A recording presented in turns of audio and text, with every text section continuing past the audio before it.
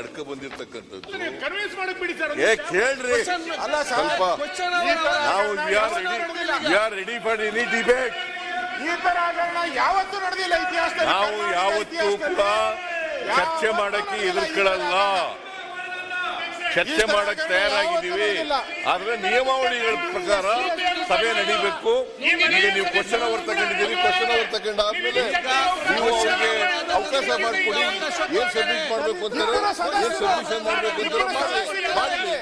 ಅದನ್ನ ಬಿಟ್ಟು ಗಲಾಟೆ ಮಾಡಿ ನಮಗೂ ಗಲಾಟೆ ಮಾಡಕ್ ಬರ್ತದೆ, ನಮಗೂ ಗಲಾಟೆ ಮಾಡಕ್ ಬರ್ತದೆ. ಬಹಳ ದೊಡ್ಡದಾಗಿ ಆರೋಪ ಮಾಡ್ತೀರಲ್ಲ, ವೀರಯ್ಯ ಬಂಧಿಸಿದಿರಲ್ಲ, ಯಾಕೆ ಪ್ರಸ್ತಾಪ ಮಾಡ್ತಾ ಇಲ್ಲ ನೀವು? ಯಾಕೆ ಮಾತಾಡ್ತಾ ಇಲ್ಲ? ಗೊತ್ತಿದೆ ಅಲ್ಲ, ಪ್ರಶ್ನೋತ್ತರ ಆದ ನಂತರ ಯಾಕೆ ನಿಮ್ಗೆ ಅರ್ಧ ಗಂಟೆಯಲ್ಲಿ ಪ್ರಶ್ನೋತ್ತರ ಮುಗೀತದೆ? ಯಾಕೆ ಅನಗತ್ಯವಾಗಿ ಚರ್ಚೆ ಮಾಡಬೇಕು?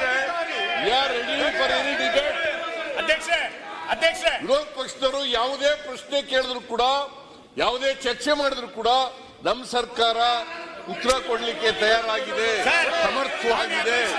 ಅದರಿಂದ ಅವರು ಗಾಳಿ ನಿಯಮಾವಳಿಗಳ ಪ್ರಕಾರ ಸಭೆ ನಡೆಯಬೇಕು. ಸಭೆ ತಾವು ನಡೆಸೋರು, ನೀವು ಈಗ ಕರೆದಿದ್ದೀರಿ, ಕ್ವಶನ್ ಅವರ್ ಪ್ರಾರಂಭ ಆಗಿದೆ. ಪ್ರಶ್ನೆ ಕೇಳಿ ಆಮೇಲೆ ಅವ್ರು ಏನ್ ಹೇಳ್ಬೇಕು ಅದನ್ನ ಹೇಳ್ತಾರೆ. ನೀವು ಅವಕಾಶ ಕೊಟ್ಟು ಮಾಡ್ತಾರೆ, ಚರ್ಚೆ ಮಾಡಿ.